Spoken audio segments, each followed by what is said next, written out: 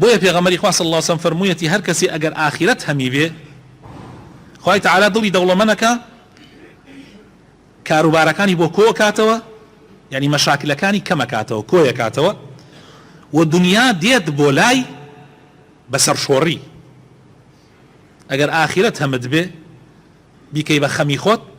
واللهی خۆشەویستەکانم خوای تعالی دڵت دەوڵەمەندەکە کێشە مەشاکلەکانت کەمەکاتەوە تێتە ناو دەست ئەتوانی زاڵبی بەسەریە و دنیاشت بۆ لا دێ بەسەر شۆڕی بەڵام هەر کەسێ دنیا بکا بە خەمی خۆی پێغەمبەر فەرمێ صلی الله علیه وسلم بەردەوام بەرچاوی هەژاری و فەقیریەتیە بەردەوام ئەم فەقیرە تێری پێوە دیار نییە و کێشە و مەشاکلەکانی بڵاو ئەبن هەرچی ئەکا سەیتەرە ناکاتە سەریە زاڵ نابێ بەسەریە